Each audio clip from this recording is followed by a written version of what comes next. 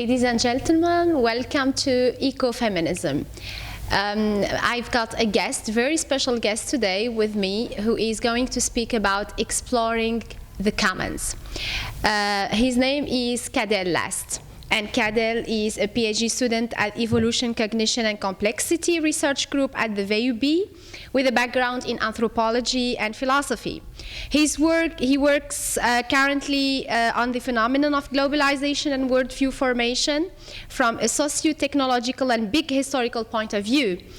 In the past, he was a creator, writer, and blogger of the Advanced Apes, and he has been in collaboration with organizations including University of Toronto, Digital Studios, Jane Goodall Institute of Canada, Scientific American, and the International Association of Big History.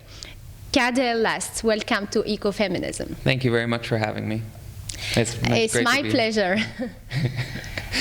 Okay. Yeah, it's great to be here. This is a small introduction of you, but can you please introduce yourself and speak a little bit about your experience? Sure. I've always been interested in, I think, the themes that ecofeminism speaks to: general ecology, evolution of life, and specifically what always motivated me was trying to understand the evolution of humans and why we're here and our relationship to the planet. Okay. And that sort of led me into anthropology, and then later in my life, more issues of philosophy. Okay, perfect. So the title of our conversation tonight is Globalization, or Exploring the Global Commons. Can you explain a little bit the idea of the commons? Sure. Thank you. The idea of the commons emerged about 25, 30 years ago, which coincided, I think, with the fall of communism. Yeah. Because with the fall of communism, you sort of had this political, social, economic sphere where the conversation about how to organize on a large scale could only revolve around capitalism.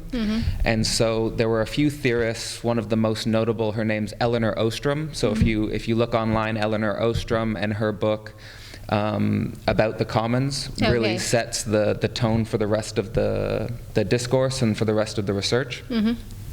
And it's basically to emphasize, so communism's theory basically emphasized community. Yeah. And the commons more emphasizes common resources. Okay. So it has nothing to do with community, it has nothing to do with communism, but it has everything to do with what Elinor Ostrom called common pool resources. Okay. So to give examples of that, you could say, for example, water or air, or these are examples of resources that are common to all humans. And basically what she was trying to do with her theory was develop a way to think about organizing the commons, to have a world, for example, as idealistic notion, but to have a world where, say, everyone's basic necessities are met. So there's no food, no water short. Everyone has access to water. Everyone has access to food. Everyone has access to housing. So we've never been able to build a paradigm of the commons that works. Sure. But if there were to be a successful model of the commons, it would be a world where there would be no shortage of housing, food, or water, because we would found a way to organize for the commons. Sure. Which would be yeah, a little bit idealistic, but it's feasible. And especially with the development of technology and with the development and that opens up a new possibility space. So the more advanced our technology becomes, the more efficient we become, the more productive we become, the more food we can produce, the cleaner we can make our water, the cheaper we can make our housing. Like, to give examples, so it's not idealistic, you have, for example, the development of 3D printing, where people can make houses for super cheap with super durable materials, and basically for what economists would call zero marginal cost, so that you can build entire housing units for basically for cheaper than has ever been produced before. So the opportunity to organize for a world where basic needs are a baseline is not as idealistic as it may have been in the 20th century. Okay. Yeah. So welcome to the fourth industrial revolution. Right, and I think questions of the fourth industrial revolution revolve around this, and I think that's where I try to situate notions of the commons. So, and I try not to be idealistic about it. Sure. Where I think what the challenge of the fourth industrial revolution offers us is a political and an economic challenge, because you have the emergence of all of these technologies that are really quite revolutionary in the sense that you don't need the types of manual labor that you used to need. The best parallel, the best example that's always given about this is if you were to go back to the 18th or the 19th century and you were to say that in the future 2% of the population would be farmers, you know, people wouldn't believe you because everyone was a farmer. Of course. So it was only because of the first industrial revolution and the second industrial revolution that all of a sudden we were able to produce more food than ever before, but you didn't need farmers on the same scale because of automation.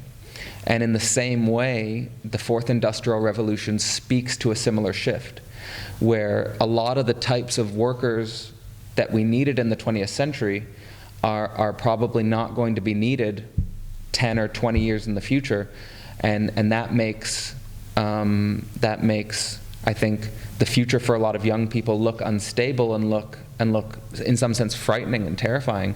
But I think at the same time there is also the creation of jobs. Yeah, and there's always going to be the creation of jobs, but at the same time I think because the economic and because of the changes that the technology is going to bring to these spheres of life, we need to think differently about politics and economics. We need new paradigms for politics and economics. Sure. And I think without new paradigms of politics and just as we needed new paradigms of politics and economics in the 20th century, right? Throughout the 20th century, new ideas about how to organize capitalism, new ideas about how to organize a social welfare state. Yeah. These were ideas that emerged and didn't exist in 1900. So in the same way, I think by 2050, or by mid-century certainly, we're probably going to be living in a world with different economic and political organizing principles, just as technology evolves. Yeah. This would lead us to the next question about politics and technology. So what do you think about the role of technology nowadays in the political sphere, and especially in international politics? I think for me, the connection between politics and technology today is super central, but I don't think the space or the necessary dialogue has yet opened up that needs to open up. Specifically, I think that especially with what's going on in the United States right now, and especially what's going, and not just the United States, but also the European Union and a lot of major powers today. I think there's an incredible amount of uncertainty. There's an incredible amount of anxiety and fear, and I think that comes from the fact that we don't have a coherent international organizing agenda. Like if you look at the climate of the international sphere after World War II, there were a whole bunch of new agreements and new compromises and new ways of organizing together and coordinating activity together that changed the rest of the 20th century. And I think some of those organizations that emerge, like the IMF, like the World Bank, like the United Nations, and the United Nations first and foremost, they have served a certain function for the last 50 years, but I think the role of these institutions needs to be challenged now. Not that we need to get with civil society organizations. Yeah, like I don't think they need to be dismantled, but I think that we need to have more democratic ways of changing the way they operate, and to make sure that they're serving the international community and not serving a small elite, which would be, I mean, I think one of the biggest problems. Okay, this would lead us, because you spoke about, what is happening in the European Union about Brexit, and what happens lately with the Muslim ban in America, and the Quebec attack, and the rise of populism. How do you think we can fight against the rise of populism with technology and with this new perception, this new perspective of politics? I think technology is part of the answer, but it also has to be coupled with a new vision for how we use that technology. And I think the only way to combat populism is a new type of universalism. Is a new universal values. Universal values, yeah. And universal principles, and it can't just be empty rhetoric, though. Like it can't just, it have to be universal values and universal principles of a new sense of global community that's connected to real action. Okay. And real ways for nation states to collaborate with each other. Because if we don't find a discourse if we don't find a universal discourse to come up with new agreements and new universal coordinating principles, then globalization won't be working for people in the local areas. And I think that's what causes populism. I think populism emerges when people feel that there are forces out of their control, economic forces out of their control, yeah, sure. and they get scared, and they look for a scapegoat, and the scapegoat always and for a number of variables, for a number of factors, is too complex. Usually people look for an easy scapegoat, and a lot of the times that's immigrants. Yeah. A lot of the times, like for example, you can take as a microcosm women, for instance. Yeah. In certain, of course, in certain areas of the world. I mean, not necessarily, but even though we witnessed in the United States the Women March, because there were a lot of, negative, discourse and negative points of view vis-à-vis women coming from a head of state, but. Even though we can speak about also, people from certain communities, religious groups, or immigrants, as you said, refugees, so the scapegoat is always a fragile person. Yeah, I totally agree. I guess it's that. With the rise of populism, you have the rise of more traditional conservative thinking, and with that rise of traditional conservative thinking, you have the emergence of old value systems that, in some sense, are in conflict with the progress we've made with individual rights in the last 100 years, and that speaks to women's rights, that speaks to LGBT rights, speaks to religious freedoms, to minorities, to pluralism, to pluralism. You I think with the rise of populism, you have a attack on pluralistic values that we've come to value certainly in the last 50 years. 50 years, yeah, sure. What do you think about certain, the example that certain leaders give, such as Trudeau, who is giving a very good example by giving a hope legacy and giving a very positive discourse and empowering these communities and showing respect and showing a lot of positive image about immigration and about refugees. And this kind of liberalism, which is, very popular in Canada, but is it possible to have this example in different countries, or is it a very particular example? I think there's no reason why the type of liberalism or the type of progressive thinking that has emerged with Trudeau can't emerge elsewhere. I think it has emerged. I think it has emerged elsewhere. Yeah, sure. It's just that for various contingent reasons, political forces have swung in different directions in the last year or so.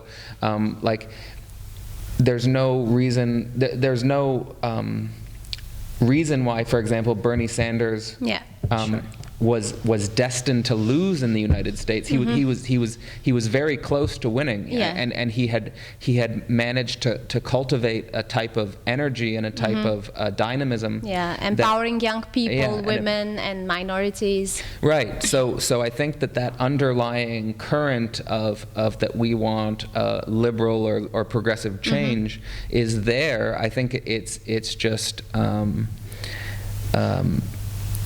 We're undergoing on the larger scale a generational shift of thought, and in the United States and in the UK, the conservative or the populist type of thought has emerged as dominant for the current time. But the same could have happened in Canada. It happened to swing the other way, and I think there's no reason to think that by 2020. The United States or the UK won't have also joined that current. It's just a matter of having the willpower and for my generation not to become disillusioned with the process, because if young people get disillusioned with the process, if young people stop caring about politics because what they see is so hideous, then it will allow these pretty much fascist forces to continue to dominate. Sure.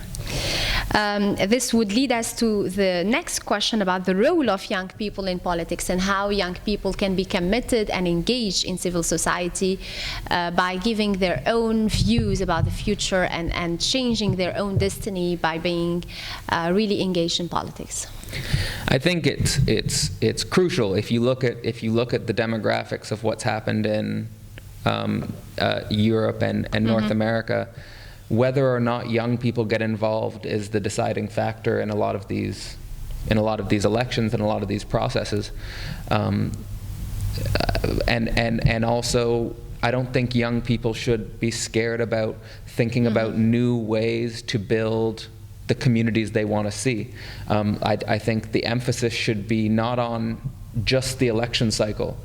It should be about an action plan. And that the action plan. Long-term vision. Yeah, a long-term vision, and you have to think about practical day-to-day organizing differently, like and real action. Can't just be going to the voting booth once every 4 years, because if it's just going to the voting booth once every 4 years, then the same forces that dominate us on a day-to-day basis will continue to propagate. So I think it's deeper. I think we have to think about, we have to turn the criticism into ourselves, and we need to think about what type of ways are we going to work and collaborate? What types of communities are we building? To simple things like, what type of food am I buying? What type of clothes am I buying? Where do they come from? All of these things are political acts. Okay. Now let us speak about the impact of social media, because we have evoked the role of young people, and we already know that young people are really immersed in social media, and you have said that we are in an online generation. So how can this online generation change the image of politics through social media? Well, I think that the key with social media to me is that it has to be more than just virtual like buttons, and it has to be more than virtual. Unless the social media is connected to actual social organizing in real life, then it's a waste. And I think that we see the power and the potential of that with things like the Women's March that just occurred, because you have the ability, as long as to gather, and also the Arab Spring, what happens in the Arab world after the revolution, and it was thanks to the social media and to the engagement of young people into the political process. Yeah, so I think that's the key. I think as long as you're connecting your social media organizing power with real action in real life, then that's the key. And I think that the only I think the trap of social media, if there's a trap of social media, is to just post something on your wall and just maybe like a page but actually you're just watching Netflix and you're just at home and you're just eating a pizza or something, and that's not real. That's not real. That's real. So you spoke about your experience, because you already know that we in ecofeminism we focus on ecology and feminism, and you have spoken about the Women March, and I think that you had the privilege to work for Jane Goodall Institute in Canada, and you had the experience of going into the African continent and having a real contact with nature and with animals and all that stuff. Can you speak about this experience and about your engagement for the planet as well, and for women? Yeah. Sure. Well, for me, interestingly, like I've always been interested in, the first thing that I was interested in was human evolution, and the first book that really grabbed me in an emotional way was Jane Goodall's books. Yeah. Jane Goodall's books, because of the way she wrote and the way she engaged with the chimpanzee communities in a way that was really trend-setting for her time. What initially grabbed me about her books was that if you were reading them without knowing she was talking about chimpanzees, you would think she was talking about a human social family or something, and so you really saw the human element in the chimpanzee community. She was able to bring out their personalities and their characteristics and in a way that just grabbed my imagination, and it made me want to be a researcher, and it made me want to learn more about these animals. So that's sort of what it grabbed my heart and got me out. And my first research program seriously was studying chimpanzees and gorillas in Cameroon. And really I got to see how I got a new respect for her, and because the types of populations we were studying were scared of humans because they were what's called non-habituated to human presence. Yeah. So they would be, so it was a really a struggle just to get in close contact with them. And this is the type of thing that Jane Goodall did, but pioneered. Because when she was doing her research, there were no long-term primatological sites studying chimpanzees, and so she was actually out in the West African, or sorry, she was in East Africa, I was in West Africa, but in East Africa, it took her about 2 or 3 years before the chimpanzees felt comfortable around her, to the point where she could study them on a long-term basis. Communicate with them on a long-term basis, just to be in their presence, because otherwise they would be scared away. So I got to see sort of how difficult it really was to do what she did, and certainly her work and her drive has just continued, because her initial research on chimpanzees has then led to her whole foundation being involved in issues of climate change and issues of food insecurity and issues of women's education, and I think all of those things are what I hope I can stand for, or I can be a part of in my career. Okay, what do you think about climate change now in the world we are living in, with social media, with technology, with with living in the virtual, with the fourth industrial revolution, with the digital evolution? Can we have this contact with nature? Can we keep the planet? Can we take care of the planet for the future generations? I don't. That's a huge question. I'm not sure, and I'm not a climate scientist, but I know what the data says, and I know if you ask a lot of the climate scientists, the data is clear, and what we enter into. If you look at some of these models, and the models are pretty easy to understand, it's not too complex, but what you look at with all these models is you have extreme unpredictability with what's going to happen. Is that there's so many variables and there's so many unknown factors, and we're in uncharted territory, and the real issue is what I think a lot of geologists call the Anthropocene, where the level the level of human effects on the planet are so, it's not just CO2. It's CO2 and the greenhouse gases, but it's just our general presence is so enormous that there's really no predicting what our continued evolution will do to the planet 50 years from now. I think it's just, the only answer I can give is that if we don't find a way to organize for the commons, and that's where I would tie it back to the commons, because global ecology to me is commons. Yeah. And the reason why global ecology is commons is because if you look at some of the known effects that climate change will have related to sea level rises, related to heat, related to issues with arid forest, not just losing forest, but losing farmland in a lot of developing countries. There's a whole range of issues, but it affects everyone, and because everything's so global, if there are droughts and if there are earthquakes, or a lot of our urban areas are on coastlines. Right, so a lot of our biggest cities are right on the coast, and if you do the extrapolations, all of our cities are going to be underwater. So if there are major issues in Africa, if there are major issues in Asia, look at Asia's, all their cities are on the coast. Yeah. If there are major issues in these areas, it's going to affect everyone. And there's going to be destabilization, there's going to be, you think there's refugee and immigration issues now, it'll be climate change refugees. Huge in the future. So if we don't come up with ways to deal with this on an international level, and that's going to require a global idea, commitment, and a global commitment, and that means people need to be able to see themselves as global citizens and not national citizens, because if you see yourself as a national citizen, if you see yourself as just British, if you see yourself as just a United States citizen, then you're only going to be thinking about issues that affect that region.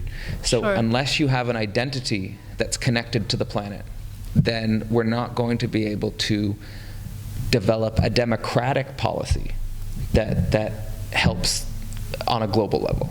Okay, I like this conclusion with the global citizen, because it's really important to identify the purpose of this conversation, and the purpose of ecofeminism and this channel is to have coexistence and peace and a brotherhood between the different communities, and as I said, it's important to focus on the globalization and the global citizen perspective, because if we focus just only on ourselves and our nationality, we are going to to fall into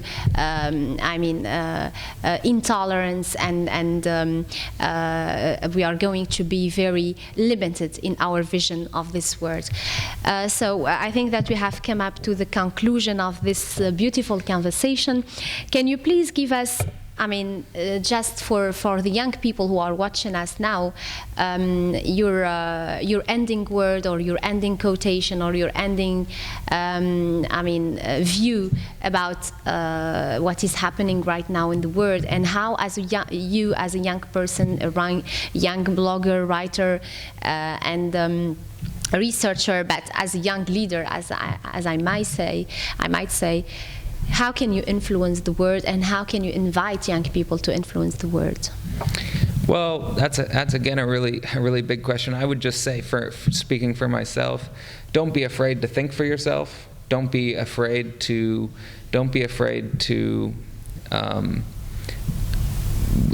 be ambitious and have drive, and go for what you believe in, irrespective of what. Irrespective of if you think the odds are against you. I think the world needs young people who have drive and who have vision, and who are brave enough and courageous enough to change the world, even though the forces are large and it could be daunting. But without it's always individual strong minds that come up and change the world, to tie it back to Jane Goodall. Jane Goodall was 23 or something when she went out and did what she did, and she changed the world just because she believed in herself. So I think if you just believe in yourself, and you if you have a vision for what the world should look like, go out and do it, and don't let anyone stop you, and believe in yourself. Next. Okay, thank you. It's a very good conclusion. Believe in yourself and don't be afraid. Ladies and gentlemen, we come to the end of this conversation. Thank you for following us, and see you next week. Thank you.